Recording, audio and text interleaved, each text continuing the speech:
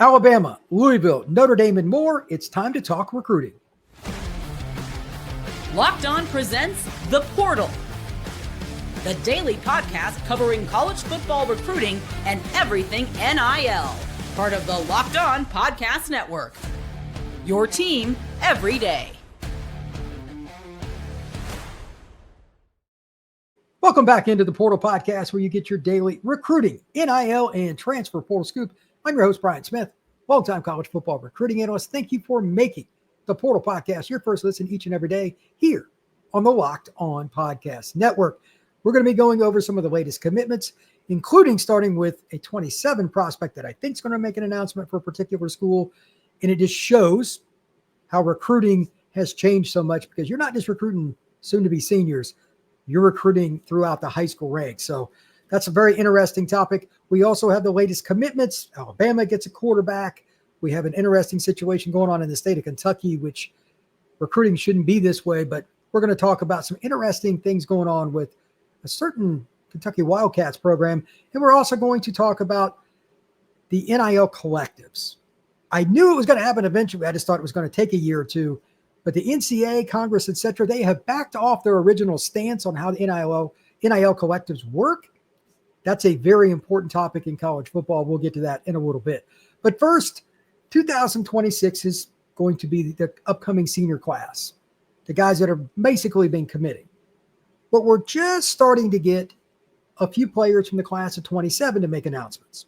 It's expected that Teddy Gerard's going to make his announcement today. He's a 6'3", 200-pound quarterback out of North Cobb High School just outside Atlanta, Georgia. Maybe the most accurate quarterback in that class. I've seen Teddy throw a couple of times, and he was fantastic. Both times I saw him at Rivals Atlanta and Rivals 5-star in Indianapolis at the Colts facility. Sounds like it's going to be Notre Dame, barring something unforeseen. Georgia, Penn State, Ohio State, Michigan. Numerous other programs are involved. Why am I bringing this up? Because of the following reason. You can never rest on your laurels in today's market with recruiting on just the senior prospects. Teddy's a possible 5-star recruit. That'll play itself out in time. But at the same time, you have to be going after juniors, which is Teddy's class, sophomores and freshmen. You're a class of 2028 players going into their sophomore year, starting to consistently announce offers. If your program is not recruiting like that, whichever team that you follow, there's a really good chance that they're falling at least a little bit behind. Recruiting never ends, and it's not just the senior class. So we'll talk more about Teddy later on today, but for now, let's get into the seniors. Louisville, they now have 7 commitments in state, while Kentucky has 0. Let that sink in for a second. The Kentucky Wildcats, an SEC program. I know it's a basketball school, but still, so is Louisville. They've got 7 in-state commitments, and they're in the ACC. What's going on with Kentucky? Why is this happening? I'm not really sure, but I do like the way Jeff Brom and his staff, all the people in the back office, they're focusing on some local players that are good. And the latest is Josiah Hope, 6'3", 300-pound defensive tackle, one of the better players inside the state of Kentucky. He is committed to the Cardinal. This is a really interesting situation. I can't believe that Kentucky doesn't have anybody, and this is another guy, like a top 5 guy in the state. You could argue he's the best prospect in the state. Interesting, but Radcliffe and North Hardin, I don't know what's going on with UK. Is this going to be the last year or something like that with Stoops? I don't know. But it's usually not a good sign when you can't get one player in state to commit to your program. And maybe they're focusing more out of state for some reason. But I think that's really interesting. Congrats to Louisville on picking up another nice defensive tackle recruit in Josiah Hope. Virginia gets wide receiver Jack Rhodes out of Augusta, Georgia, out of Aquinas High School, 6'2", 180 pounds. Texas Tech, they continue to do really well in state. A local kid who lives just outside of Lubbock committed. Chase Campbell, wide receiver, 6'1", 180 pounds. That's another nice pickup. Cody Campbell and all that NIL money is part of it, but you got to recruit, build relationships, and the entirety of Texas Tech's program has done a very good job with that. In Alabama, class of 2026 quarterback Taden Kawa, 6'5", 235 pounds, out of Orem, Utah. This is their second commitment at the quarterback position for the Crimson Tide. And this is a kid that's going to need some work, but he's got a big arm. He can move around a little bit, and you can't teach the size. Like, he's 235 pounds. Going into his senior year of high school, Tayden is a very big kid with the upside to be QB1 at Alabama. I don't really go against what DeBoer says about quarterbacks. If he recruits a kid, I'm interested to see his film.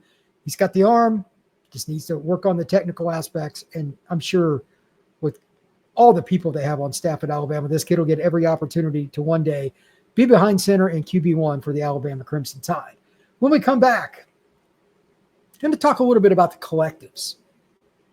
Is it surprising to you that the NCAA/Congress have backed off the original purpose for the $20.5 million House settlement? We're going to talk about that next here on the Portal Podcast.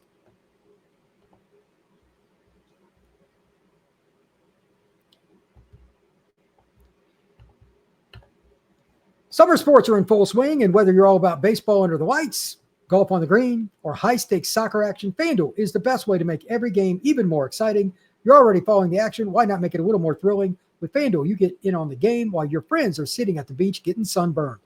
FanDuel is going to allow you, with all the different things, for me at least, in college football, to take a look. Player props, the opportunity for over-under on win totals, of course. And then what about the first weekend of college football? There's a lot of different things to look at if you're interested. New to FanDuel, how about new customers getting $5 down? And if you win that bet, you get $150 in bonus bets if it wins. Open the FanDuel app today or visit FanDuel.com to get started. Thank you once again for making the Portal Podcast your first listen each and every day here on the Locked On Podcast Network. Truly appreciate it. Please hit that notification bell and subscribe and share this podcast. Let's talk a little bit about the House settlement case that also brought up how the NIL collectives were not supposed to be separate from the money that was going to players in the total sum of that House settlement case, which was $20.5 million for the entire athletic department. And you can budget it how you see fit as an institution, but most people are going to agree that somewhere in the 80 percentile range is where major college football programs, Texas, Bama, whatever school, are going to use that money towards their main moneymaker, football. But at the same time, that's still not enough.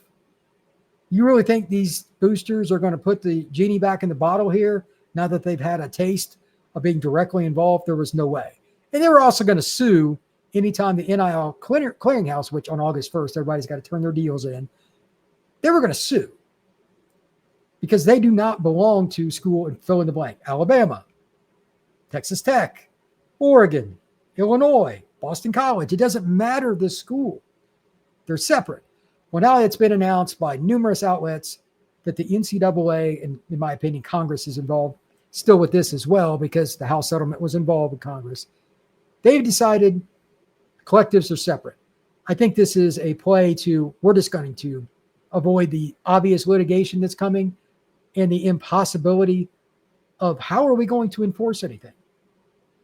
It's just going to go back to point blank bagman stuff under the table. You're not going to tell these rich people like Cody Campbell, etc. They want to give their money. They can do it. They want to have a kid go to their car dealership or their oil business or whatever and do an ad. That's their business. Now, there still is the following point, and I don't know if there's been any change that's been implemented behind closed doors that hasn't hit the public yet.